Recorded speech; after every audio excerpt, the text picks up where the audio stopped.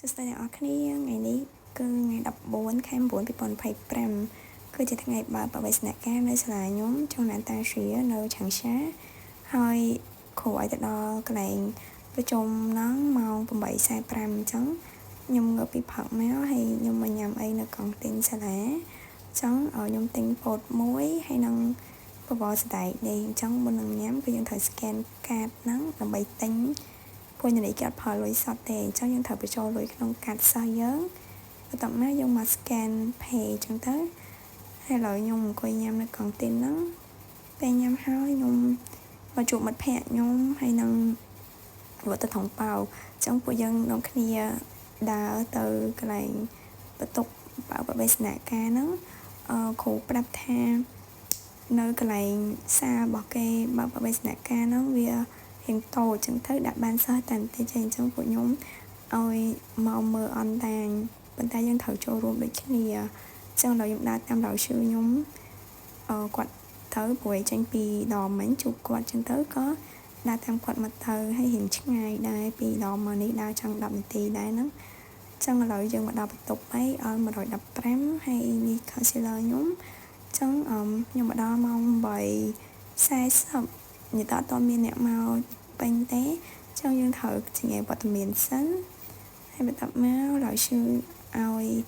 នេះចុងណានតាជានេះយើងអង្គុយមើលអនឡាញចឹងទៅអញ្ចឹងពេលបើកដំបូងហ្នឹងគឺមានអ្នកច្រៀងគាត់ច្រៀងពីម្នាក់ទៅម្នាក់តរហូតអញ្ចឹង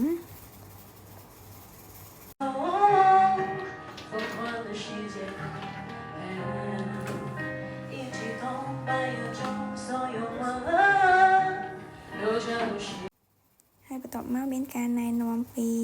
សាស្ត្រាចារ្យនៅចុងណានតាទ្រាហ្នឹងមានទាំងនាយកសាលាមានទាំងអីទាំងអស់គ្នាលោកគ្រូដែលជាថ្នាក់ដឹកនាំរបស់ចុងណានតាទ្រា校党委副书记蒋建香教授，校党委常委、副校长郭学立教授，校党委副书记黄建林教授，校党委副书记李景生教授，校党委副书记傅刚华教授，校党委常委、副校长何军教授，校党委常委、副校长黎志宏教授。校党委常委、副校长焦勇教授。គាត់ទាំងអស់គ្នានេះគឺជារៀន学生ដែលជា international students ក្នុងឆ្នាំ2025ហ្នឹងអញ្ចឹងយើងមកចូលរួមមើលទាំងអស់គ្នាហើយពួកគាត់មកជុំគ្នាហើយអញ្ចឹងកន្លែងនេះគឺយើងមកអង្គុយមើលអញ្ចឹងទាំងអស់គ្នាហើយពេលចប់កម្មវិធីក៏យើងចប់នៅនឹងដែរអត់មានអីទេចឹង vlog តែប៉ុណ្្នឹងទេក្នុងថ្ងៃហ្នឹងចា